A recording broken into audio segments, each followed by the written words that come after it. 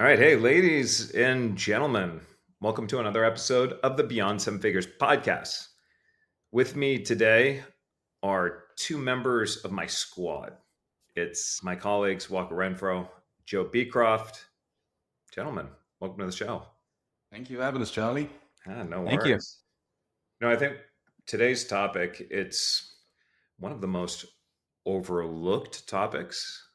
I think we can both agree is an incredible source of low-hanging fruit. Something that actually we've spent quite a bit of time on just in mastering, and the impact has been enormous for our business. And that's on retention, right? Walker, I'm going to pass the mic on to you. You have been very instrumental with retention for predictable profits. So, what I'd like you to do, Walker, is talk us through the importance of client retention. Yeah, that's a really good point, Charles. The importance of retention with it being overlooked. Well, I think partly why retention goes overlooked is that people don't consider retention to really be the flip side of sales. People get so excited about sales. The sales seat is so exciting. It's all about closing deals and getting those big wins. But what happens when you're losing just as many as you sell, or perhaps even more? Really, retention and your retention team, they have just as much an impact on revenue as your sales team. So I think when you flip that mindset and realize that it's a two-sided coin, and that not only do you have to convert, but then you have to deliver, it just really changes the game. And I think that focus, changing the culture to make everything client-centric, the implications just domino throughout your business. So I think it is highly, highly important. Charlie, you always say, so many clients, I think it's like something like 70% of our lead forms come in with clients saying they want help with leads and new opportunities in the pipeline, right? But I think we remind clients over and over, you tell them that we need to patch the holes in the boat. You have a leaky boat, and there's no point adding more into this if more is just going to come out. And often I think sometimes retention is highlighted even further when you do increase the opportunities on the front end, and people are like, well, why am I still not growing? I've got more leads, more sales. Well, it's because you haven't plugged the holes in your boat. And I think the difference between something like a 10% retention rate to a 5% retention rate is literally the equivalent of growing or not growing, or sometimes like scaling back, right? Let's just play with that for a minute. So we're going to use the example of two different agencies. I'm going to use one agency. We'll use his real name, Richard, because he's doing something extraordinary. But then I'm gonna mask the other one. We're going to say agency B, right? So Richard was telling us that he has a 3% attrition rate.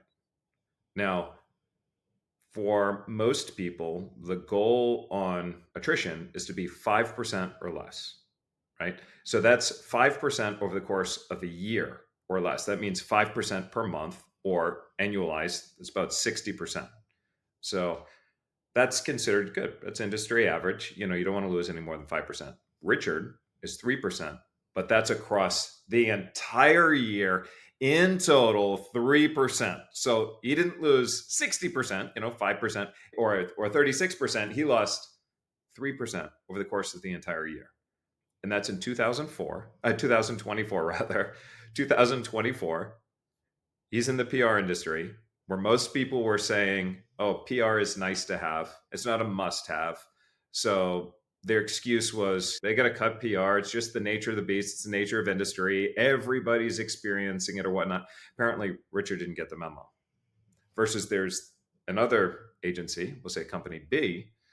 And when we were talking with them, they said they lost, I think something like 19% or something like that, 19% per month, which when you annualize it, they're losing more people than they're actually bringing in. You talk about taking on water. You're taking on water so fast, you don't have enough time to empty the boat. Before long, the boat's going to be sunk. Say, for example, like we want to net gain 2 clients every month. Just principle, we want to do more than that, but net gain 2 clients every month. And say 1 month we lost 4, we netted 2. So we actually lost 2 clients overall, right? So the next month, the pressure is now on to bring in net 4 to make up for the 2 that we lost. Now, take that back to marketing. That's now double the amount of SQLs to get those results, hypothetically, that you need in a month. You've now got to double the amount of MQLs for that next one, just hypothetically, to make up for that difference. Whereas if you can just net gain 2 or even stay the same, those knock-on effects month to month are not felt anywhere near as bad. Sure. Just think about this for a minute. What would have happened if we didn't lose a single client in 2024? Not a single one. Think about what that would have done to our revenue. If you need any sort of argument for why this conversation is so important, it's because when you look at the impact that that actually has on your revenue, it's massive. What target should people and agencies be working towards when it comes to their retention? It is 5% or under. And that 5% number is a figure not just as a general rule of thumb for, hey, this is what you want to do. It's really for what's required to have the maximum valuation for your business.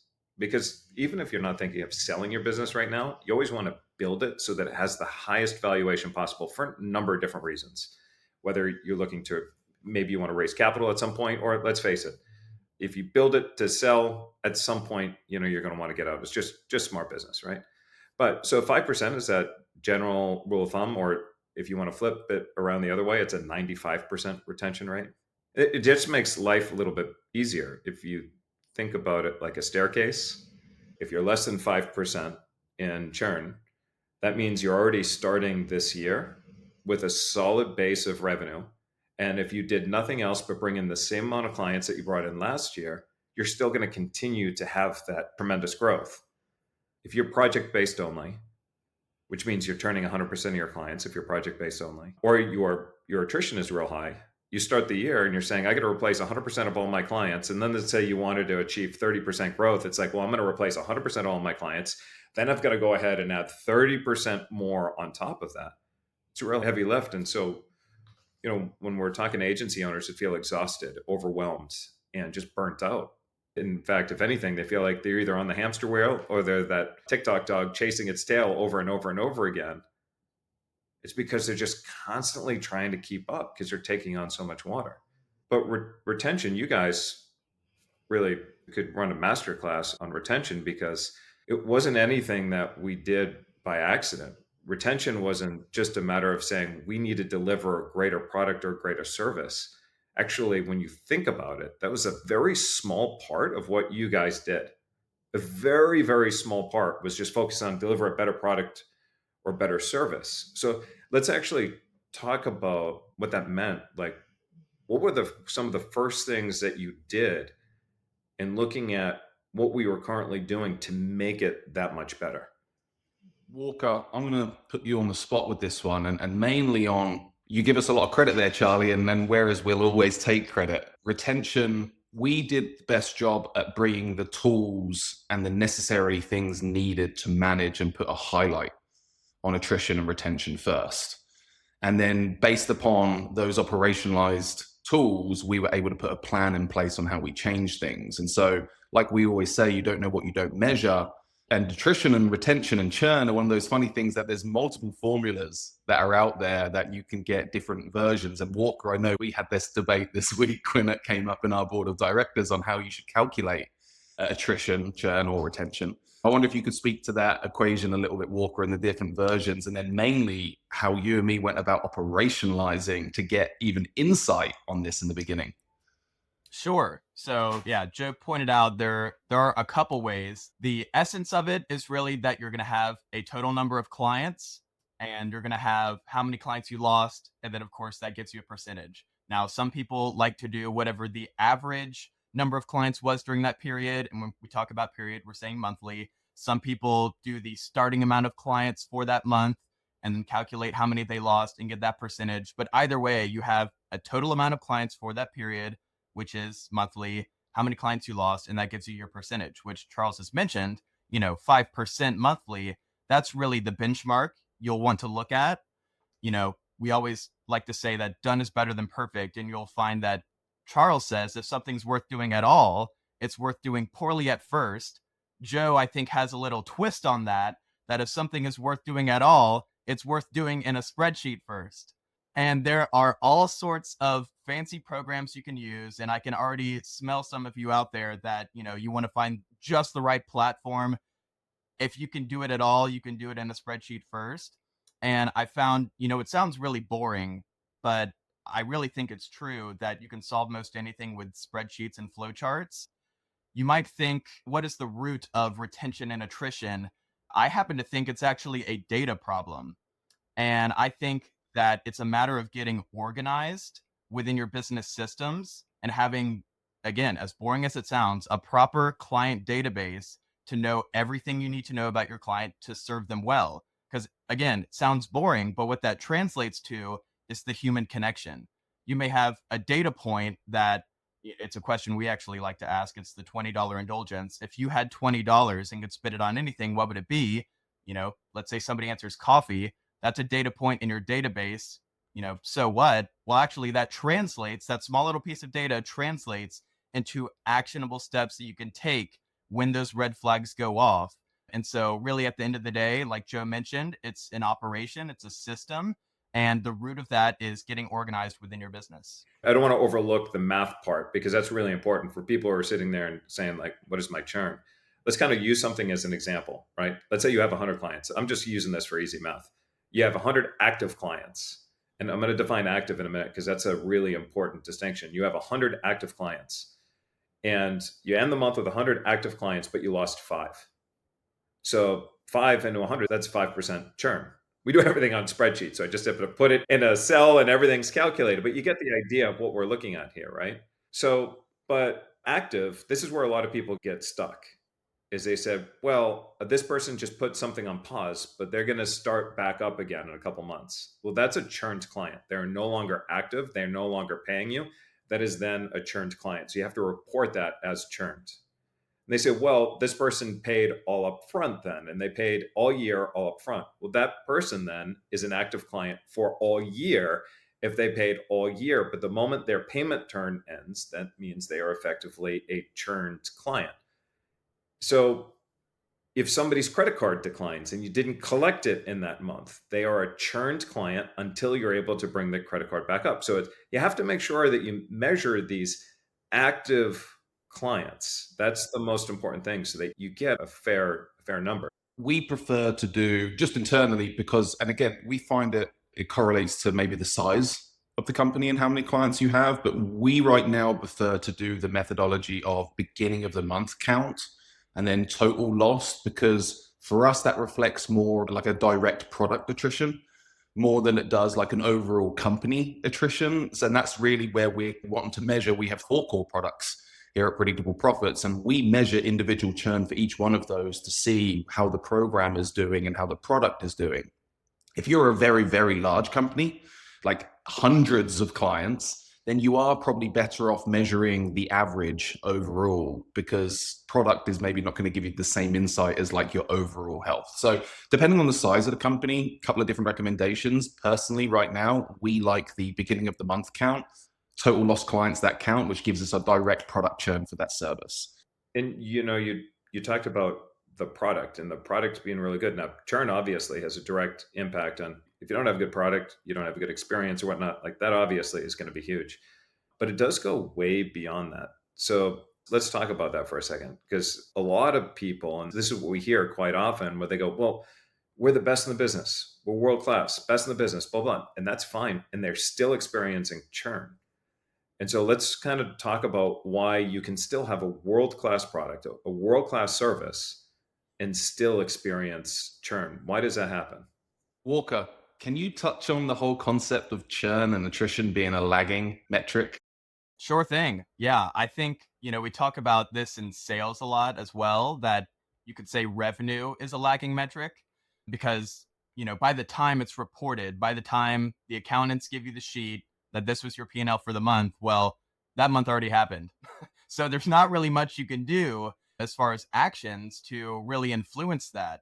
But similar to sales, with sales, you have plenty of activities that occur beforehand.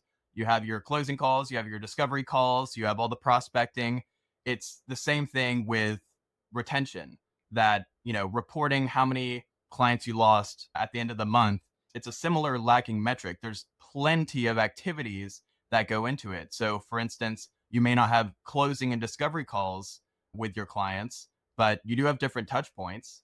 You do have reaching out and DMing them, for instance. You do have sending emails, checking up on them, how many gifts were sent, how many congratulations and recognitions were sent, how many questions were addressed in a timely manner. So you can get really creative with the metrics there, but it's the same principle that there's results, but then there's also all of the activities that happen before that result. So that's a really good point, Joe, that you want to make sure that you're not just tracking lagging indicators, but also the activities. And I think that was probably when we talk about operationalizing retention, attrition, that's what we did next, right? We first of all got the mechanisms. We're massive on our scorecards and metrics here. So it was nothing for us to, a couple of years ago, set up an attrition board and start measuring attrition and churn. After a couple of months of doing that, then we literally did turn around and go, well, hang on a minute, this is a result of a set of activities.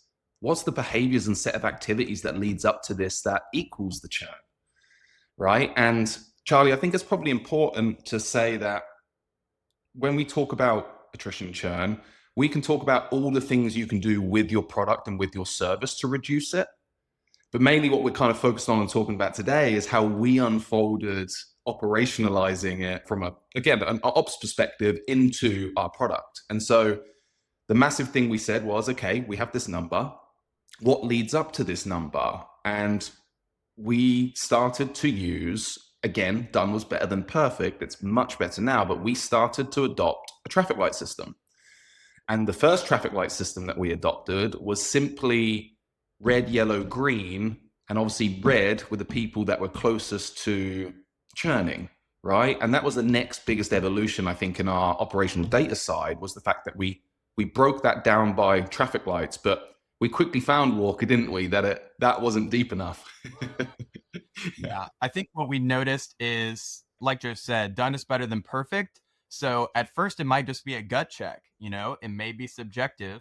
We prefer that if it is a gut check, it's from people with boots on the ground, which at our company is going to be the coach. They have the best pulse on the client. So there actually is data in a gut check. But at the end of the day, it is subjective. So to Joe's point, we sat down and said, what really are those metrics, those hard numbers that really tell us about client success? And for us, we're essentially an online community and we have a group coaching program. And so attendance really is at the core of what our product is. People are showing up to our group sessions and they're getting a lot of value and having a blast. But if you're not really showing up, you're not getting as much value as you could be getting from the service. And so we do track attendance. We track it every single time. We track it overall. We track it per product tier and we track it per client. And so really that was one of the first core metrics that we said, if somebody is attending, that's going to correlate highly to their client success. So what we're talking about here is predictive analytics. And in the very beginning, especially if this is new, most people aren't going to have those predictive analytics. They're going to make general assumptions. Let's talk agency for a minute. If they're working with a project manager and the executive team goes to project managers and they say, all right, what is the traffic light system on your people? Well, a lot of project managers are going to paint things rosier than they actually are. Because if they say, oh, my clients are yellow and red, then it may actually look bad on them as a project manager. And they don't want that. And actually, even ourselves, just to be able to, we believe in transparency. And even when we have mud on our face, we're not afraid to admit it. About 2 years ago, we had a coach and I asked him, how's everything going? And he says, oh, on a scale of 1 to 10, probably 100. And he was so excited about it. The enthusiasm, I bought into it. Coincidentally, the very next day, the client put their notice in that they were leaving. And I'm like, what? Wait a minute. What actually happened? I need to jump into this conversation because this makes zero sense. It's not like, well, 8 out of 10. It's like, no, this is 100 out of 10. So something was going on there. So while it's true in the very beginning, it's nice to have some data rather than no data. So being able to go to the team and the project managers and say, where do you think this is? Red, yellow, green. But to Walker's point, the next level of this is, okay, how do we get to predictive analytics in being able to remove this subjectivity out of it and go much more objective? And some of the things you might look at is, do you find that your clients are constantly rescheduling your check-in calls? If they're constantly rescheduling, It could be an indication that there could be an issue. Have you heard them talk about things like budget? Like, they're running out of money, sales are hurting, budget tends to be an issue. Maybe they're constantly late in paying your bills. Maybe they're constantly trying to push back on prices, whatnot. That could be, something, a checkbox you want to mark. Are they getting the results that you promised them? I mean, one of the biggest challenges in the biggest sources of retention are mismanaged expectations. So, did you set the expectations in advance of the conversation? Are you meeting those expectations or exceeding those expectations? And so you can look at that as another bit of predictive analytics. Are we meeting our KPIs or exceeding them? In fact, if you're only just meeting those KPIs, if you only just have a satisfied client, then that could actually be a trigger. That just means I'm paying you something and I'm just getting the value that I'm paying you for. Nothing more, nothing less. I'm just getting the value. A happy client is getting just a little bit more. And those are the ones who are not going to leave. So there's so many different things that you want to look at.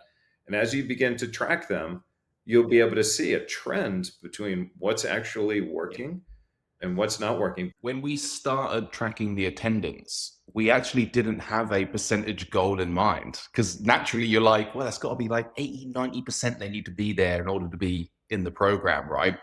I'm honest with everybody now, 50% is our goal. 50% is a really good, solid number that if we know clients are coming to 50%, and we do 2 sessions a week, so it's at least once a week they're coming. We said that 50% is our marker for anything below is starting to go yellow. If you start going below 40%, you're in the red. But we only discovered that number, to your point, Charlie, when we started trying to track it. And then we adjusted the parameters as we learned from our data and what we were collecting. I think it took us within 2-3 months, we'd come up with the 50% marker, and it's held there now for 18 months. But not until we dug in and started to try and predict those and then measure and see the results could we say it was going to be 50%. Yeah. So you have to know that there's a problem. Yeah. It's hard for you to deal with the problem if you don't know there's a problem. The other part of this is what Walker will do to actually engage with the clients, to hear directly from the clients. So, with our programs, depending on what level you get in, sometimes there's some one-on-one components in it. Other times it's, strictly group. It all depends on what level you get in. But regardless, let's say, I'm coaching some of the diamond level clients. If I went to my clients and I'm like, hey, can you give me some feedback on how well I'm doing and so forth?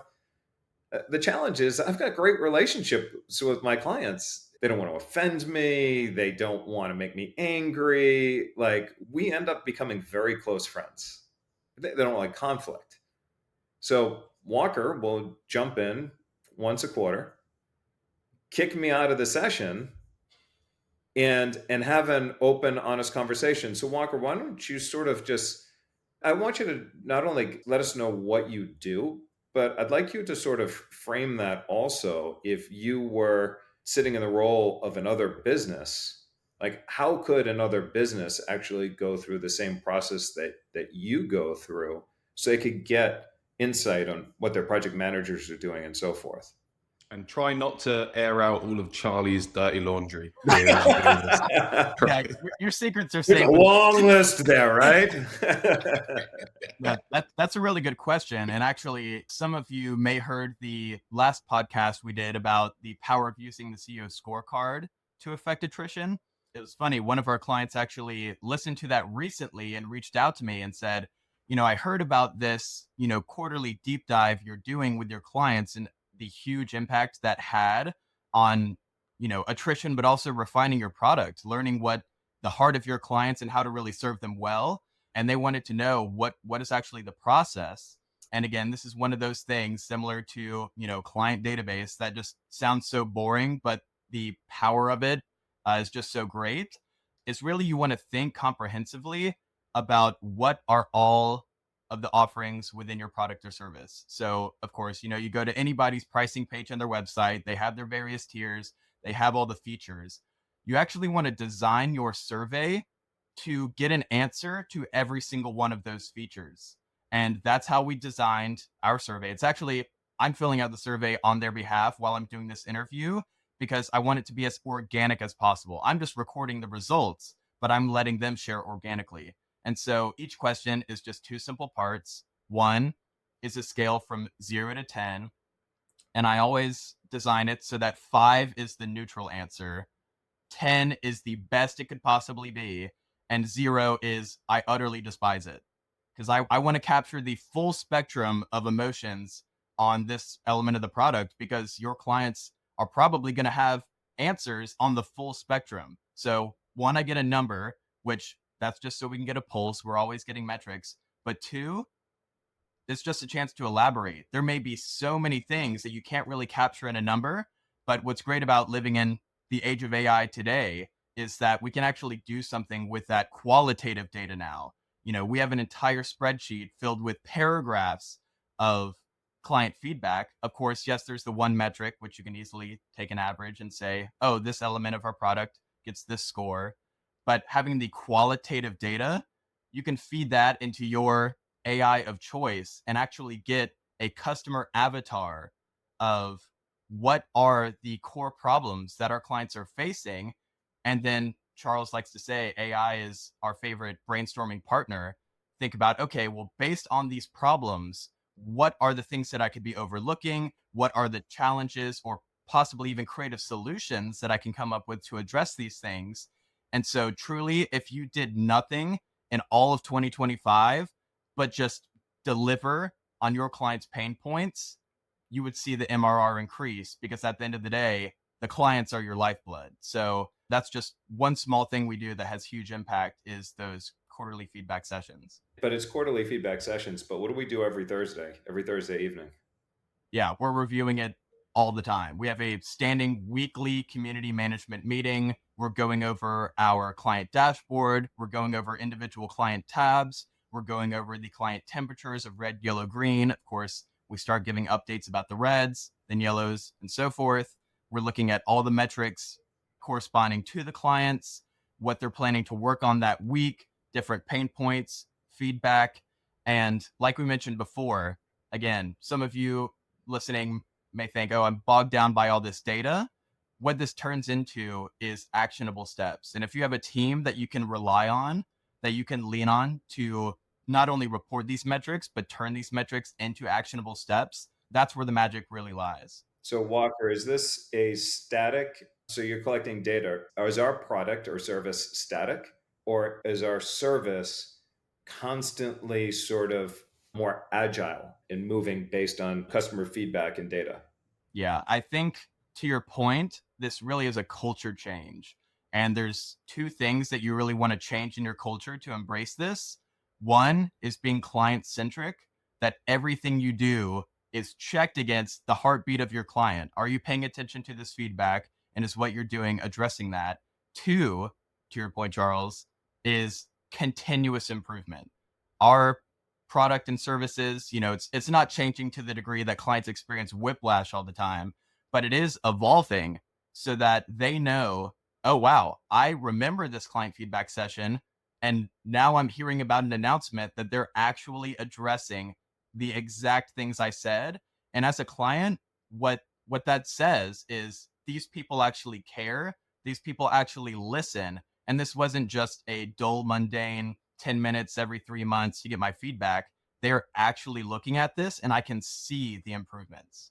That's huge in terms of our overall, and you're absolutely right. I mean, the changes that we made in 2025 for our product and our services were based upon an entire year's worth of monthly and quarterly surveys, right? And we're, by the way, we're not doing something outside of our scope. No. This all falls within our scope, but what we delivered to our clients and the feedback we got, we realized there was more potential, and that's what you'll get with these feedback loops, right? And I just want to point something else out on the how we operationalize these systems as well. Walker, you, based upon our traffic lights every week and that meeting that you guys described, we actually have a mandatory amount of touch points that a community manager then has to do with clients. And give an example, it's 20.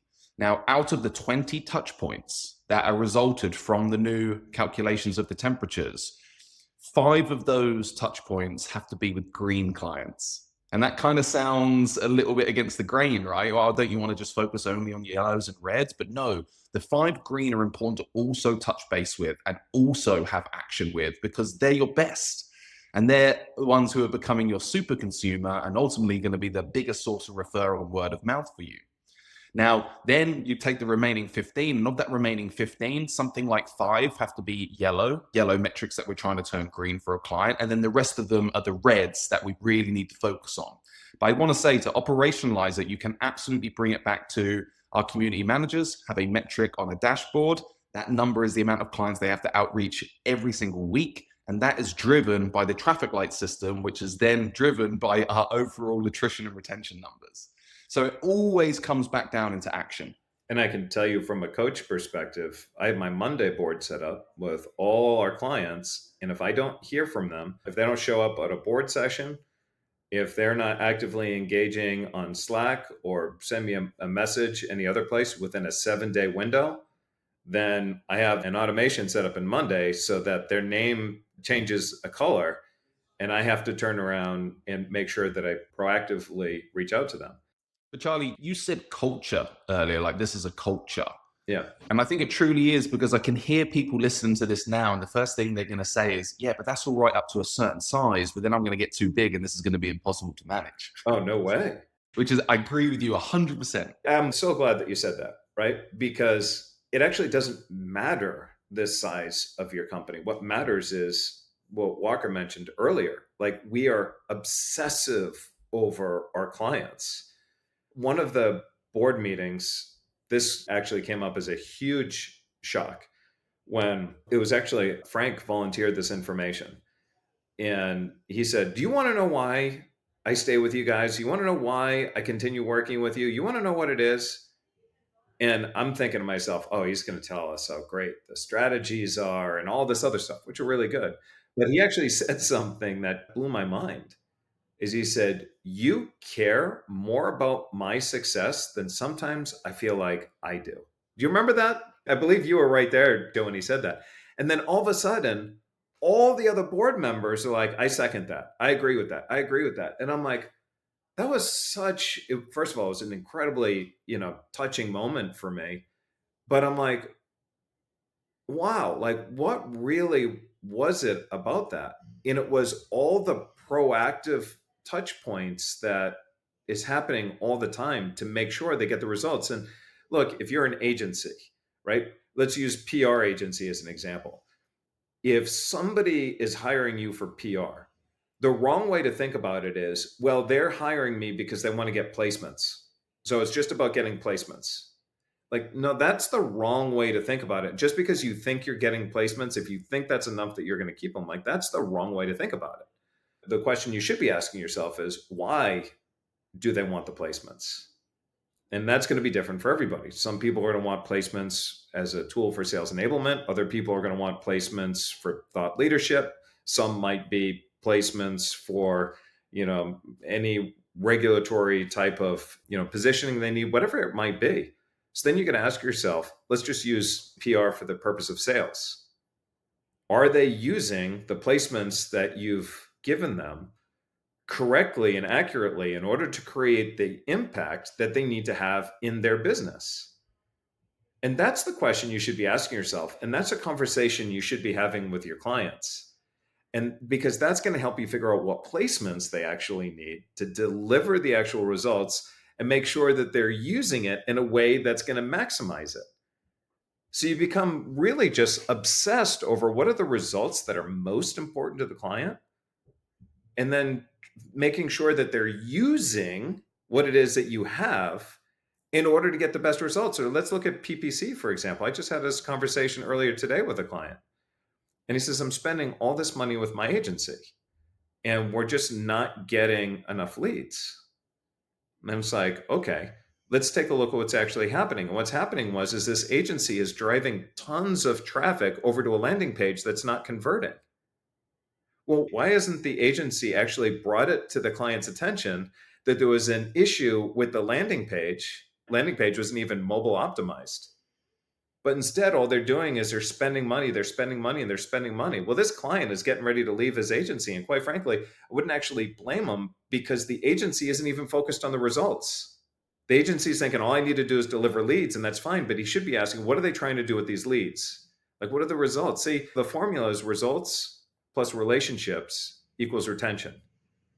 And to Joe's point, to Walker's point, how are you going to operationalize all of that to make sure that on a relationship point, the touch points we talked about earlier, on a results standpoint, don't look at it on the surface.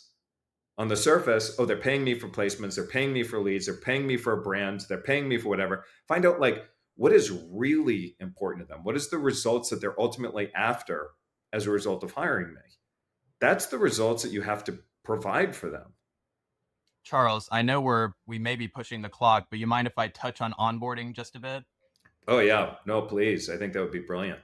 One thing I wanted to mention, Charles is mentioning about the results you get and, some of these things that may occur a little later in the relationship. I wanted to highlight as well, and I know you two would fully agree with me, the client journey and the client success and the starting gun for retention, it all begins right when they pay.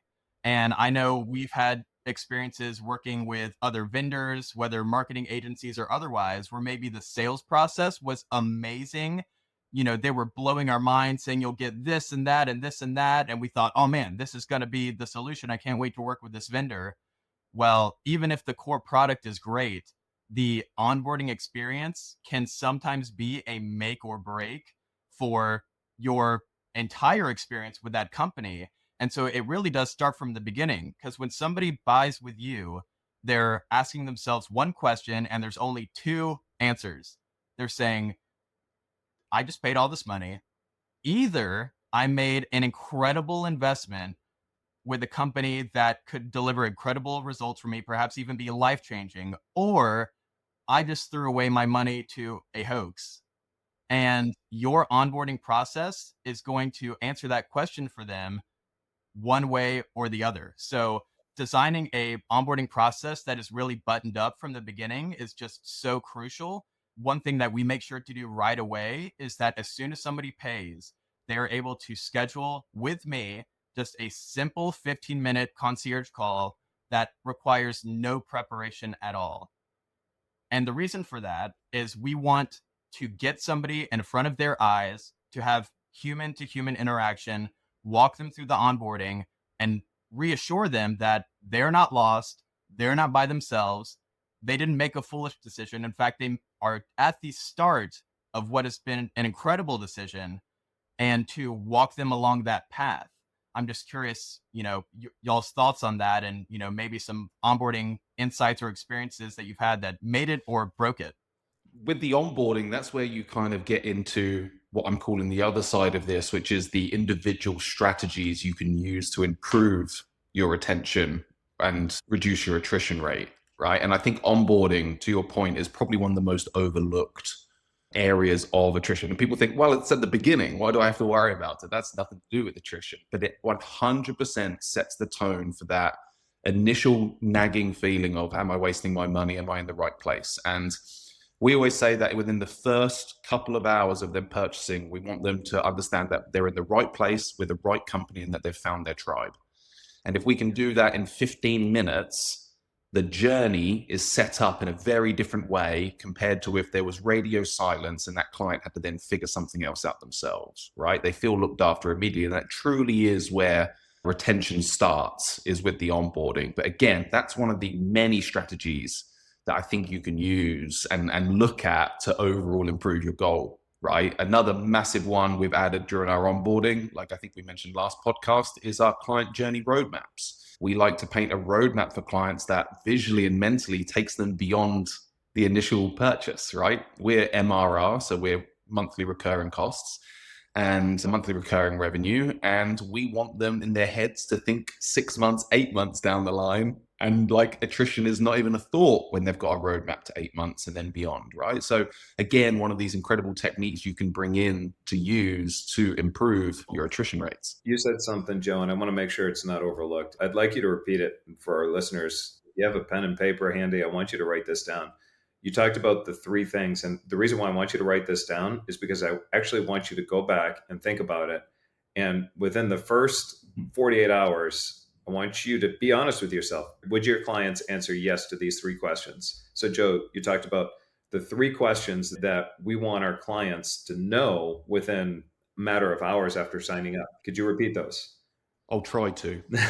Um, the first things first is you don't want the purchase fear, right? The purchase regret. That's the first things first with any type of industry, purchase regret, right? So the first things first is we want to have something in place that nullifies purchase regret instantly. Like something happens where they hand over money and they're like, boom, right decision was made.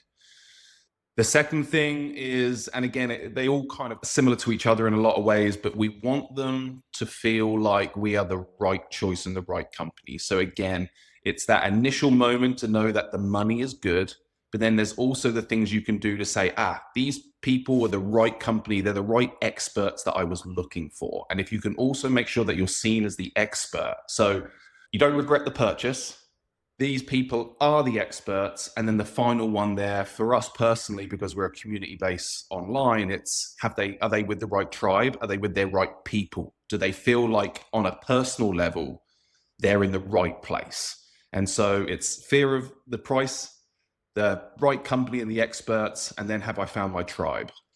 Absolutely, just mission critical there. How you start any sort of relationship. The same thing happens in sales.